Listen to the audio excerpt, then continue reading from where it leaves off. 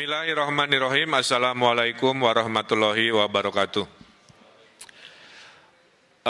Rekan-rekan media yang kami banggakan, saya bersama Forum Komunikasi Pimpinan Daerah Provinsi Jawa Barat baru saja selesai melakukan video conference dengan 5 kepala daerah, yaitu Bupati Kabupaten Bogor, Wakil Wali Kota Bogor, Wali Kota Depok, Wali Kota Bekasi, dan Bupati Kabupaten Bekasi.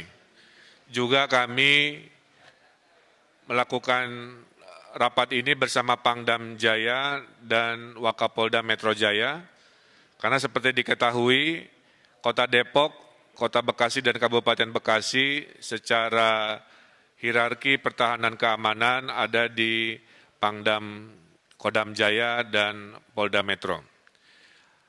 Yang pertama ingin saya sampaikan bahwa Menteri Kesehatan sudah mengirimkan surat persetujuan kemarin sore yang menyatakan bahwa 5 wilayah di Provinsi Jawa Barat itu disetujui untuk melaksanakan PSBB, ya, pembatasan sosial berskala besar. Kami koordinasikan dan kami menetapkan bahwa PSBB di 5 wilayah ini akan dimulai di hari Rabu, tanggal 15 ya? Hari Rabu, dini hari tanggal 15 bulan April 2020 ini selama 14 hari. Setelah 14 hari nanti kita evaluasi apakah diteruskan atau dikurangi intensitasnya. Oleh karena itu, kami sudah berkomitmen selama PSBB 14 hari ini, tes masif sebagai metode pelacakan persebaran virus akan kami maksimalkan. Per hari ini sudah 70.000 tes masif dilakukan di Jawa Barat dan akan kami teruskan sampai target 100.000 dan seterusnya sampai target 300.000. Yang menarik dari PSBB di 5 wilayah, ada 2 yang sifatnya kabupaten. Maka kabupaten ini berbeda dengan DKI atau Kota Bogor, Kota Depok, Kota Bekasi, mereka memiliki desa, sehingga tidak bisa diperlakukan PSBB-nya persis seperti yang wilayah kota, seperti contohnya DKI Jakarta.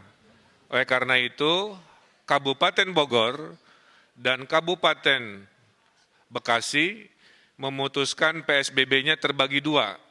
Di zona merah, kecamatan-kecamatan tertentu, PSBB-nya maksimal, di non-zona merah, PSBB-nya akan menyesuaikan antara minimal sampai kelas menengah, kira-kira begitu. Khusus untuk Kota Depok, Kota Bekasi, dan Kota Bogor akan melaksanakan istilahnya PSBB maksimal. PSBB maksimal ini salah satunya akan memulai menutup akses ke wilayah-wilayah sekitar di hari Rabu, kemudian juga akan membatasi kegiatan-kegiatan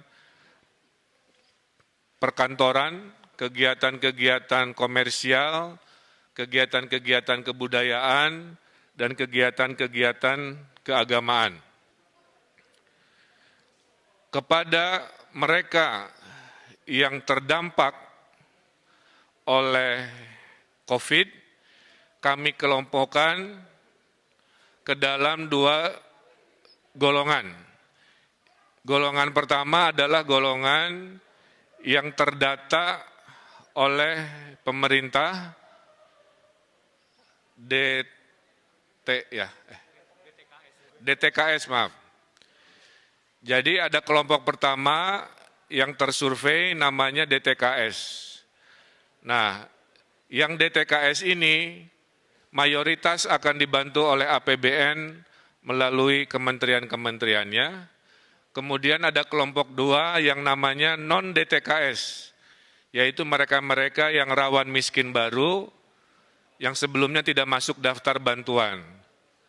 Nah, di non-DTKS ini, yang rawan miskin baru terbagi 2 juga, yang berKTP 5 wilayah dan perantau. Jadi kepada para perantau di wilayah 5 ini, jangan khawatir, Anda tetap akan juga dibantu oleh pemerintah Jawa Barat dan pemerintah 5 wilayah ini. Anda akan dipersamakan haknya, selama Anda memang berhak dan butuh bantuan, kami akan bantu. Jadi saya ulangi, hari ini RT RW sedang melakukan pendataan, maka DTKS yang ada datanya dibantu, yang tidak masuk juga dibantu walaupun berKTP atau tidak berKTP wilayah tersebut. Selama de facto memang bekerja ngekos atau bekerja di situ. Bantuan terhadap Bodebek ini pintunya ada 7. Pertama, mereka akan dibantu oleh PKH, ini yang sudah rutin. Kedua, mereka yang akan dibantu oleh kartu sembako atau pangan non-tunai, ini sudah rutin. Ketiga, mereka akan dibantu oleh kartu prakerja untuk pengangguran dan yang kena PHK. Keempat, mereka akan dibantu oleh Presiden lewat bansosnya 600.000 kali 3 bulan. Kelima, kalau di kabupaten mereka akan dibantu pertama kali oleh dana desa. Sekitar 20 dari 30 sampai 30% dana desa akan dipergunakan untuk membantu miskin baru karena COVID di desa. Yang keenam, baru dana sosial dari provinsi yang 500.000 kali 4 bulan. Itu sudah siap. Dan yang ketujuh, kalau masih kurang, akan diberikan oleh dana sosial dari kota kabupaten di 5 wilayah. Jadi para RT RW saya himbau untuk segera melakukan kajian ulang, mensurvei ulang, jangan sampai ada perantau karena alasan tidak berKTP di sana, tidak dihitung sebagai yang dibantu. Selama ekonominya memang susah dan perlu bantuan, itu perlu kita bantu. Tidak boleh ada orang warga Indonesia yang kelaparan di tanah Jawa Barat, siapapun itu insya Allah kami bantu. Bantuan itu datangnya bervariasi waktunya. Bantuan dari provinsi insya Allah di hari Rabu Kamis pada saat diberlakukan PSBB, bantuan sembako, logistik, dan tunai sudah bisa dikirimkan di daerah Bodebek. Menyusul seminggu kemudian menurut laporan bantuan dari pemerintah pusat. Kira-kira begitu, itu juga akan didistribusikan. Terakhir, dari sisi bantuan, Jawa Barat akan menghadirkan gerakan nasi bungkus atau disingkat Gasibu, ya, gerakan nasi bungkus Gasibu. Gerakan nasi bungkus ini adalah jika bantuan sosial yang jumlahnya 7 masih ada yang terlewat, ada orang-orang lapar di jalan, di RW-RW, minimal perutnya tidak kosong, akan ada dapur umum di kelurahan-kelurahan di 5 wilayah yang akan membagikan nasi bungkus kepada mereka yang kelaparan. Kami mohon, disinilah sila ketiga persatuan Indonesia kita harapkan, maka kepada mereka yang mampu menyumbang makanan atau nasinya atau apa, silahkan koordinasikan dengan RW masing-masing untuk membantu kesetiakawanan sosial kepada mereka yang mungkin tidak termasuk atau terlewat oleh bantuan formal dari pemerintah. Jadi di Jawa Barat insya Allah dijamin tidak ada mereka yang berkesusahan yang tidak dibantu oleh bantuan pemerintah baik formal maupun non-formal.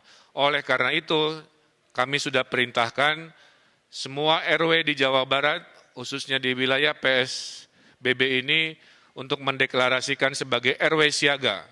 RW siaga yang melaporkan mereka yang perlu dibantu, RW siaga yang melaporkan jika ada kedatangan tamu yang perlu diwaspadai, dan RW siaga yang mendata dengan seadil-adilnya data. Nah, terkait sanksi, perbedaan PSBB dengan sebelumnya, sebenarnya hampir sama, bedanya dulu tidak ada sanksi. Dengan adanya PSBB, maka aparat hukum diberi kewenangan memberikan sanksi. Nah, sanksinya kami serahkan kepada wali kota dan bupati, menyesuaikan dengan kebijakan diskresi dari wali kota bupati.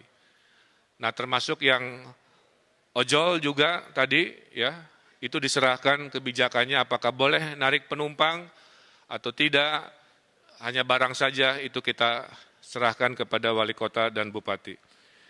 Dan kepada pabrik-pabrik yang masih buka, sudah kami arahkan, tolong di SK-kan mana industri-industri yang masuk strategis dan boleh dibuka, dan mana yang harus tutup dulu. Bagi yang akan dibuka, diwajibkan memberikan rasa aman. Jadi pabrik industrinya harus melakukan tes masif juga kepada karyawannya.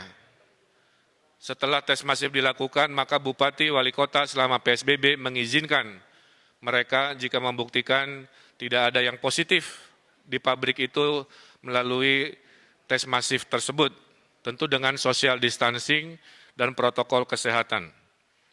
Terakhir dari saya adalah PSBB di Jawa Barat ini akan ada 3 tahap. Tahap pertama adalah wilayah tadi, Depok, Bogor, Bekasi. PSBB kedua adalah Bandung Raya. Jadi kami sedang mempersiapkan surat, kajian data, karena ada lompatan di Bandung Raya, di Kota Bandung, Cimahi, KBB, Kabupaten Bandung, sedikit Sumedang, maka itu adalah PSBB tahap 2 yang kami rencanakan, dan yang ketiga jika dibutuhkan, kira-kira begitu. Nah, Bapak Ibu yang saya hormati, saya tutup dengan sebuah semangat bahwa penyakit COVID-19 ini ada 3 benteng pertahanan. Benteng pertama adalah benteng pencegahan, social distancing di situ, PSBB di situ. Ini mudah dilakukan tapi juga susah jika kita tidak taat dan tidak disiplin. Kalau jebol benteng pertama karena tidak disiplin, masuklah benteng kedua yaitu pelacakan. Dengan pelacakan kita tahu di mana klaster-klaster penyebaran virus. Kalau pelacakan gagal dan jebol, baru benteng terakhir yang kita punya yaitu benteng perawatan terhadap mereka yang sakit. Nah, saya berharap warga Jawa Barat jangan sampai COVID-19 ini langsung membobol benteng pertama, kedua langsung lompat ke benteng ketiga, di mana orang-orang sakit ini menjadi banyak dan kapasitas kita menjadi terbatas dan akhirnya kita mengalami kerepotan. Kalau tidak ada halangan, menurut hitungan, kalau PSBB ini lancar harusnya akhir Juni kita bisa tren turun COVID-19, tapi kalau tidak disiplin di PSBB ini, kita khawatir COVID-19 ini masih berlanjut di bulan-bulan berikut yang melelahkan. Dan saya juga menghimbau kepada TNI Polri untuk memberikan tindakan tegas kepada provokator-provokator selama PSBB ini, baik provokator dengan berita bohong di media-media sosial maupun vandalisme-vandalisme yang mengajak anarkis, itu juga sudah dilakukan tindakan-tindakan yang tegas. Mudah-mudahan dengan kekompakan, dengan kebersamaan, dengan ketaatan, insya Allah kita pasti menang melawan COVID-19 ini. Saya kira itu pengantar dari saya. Saya persilahkan jika ada satu dua.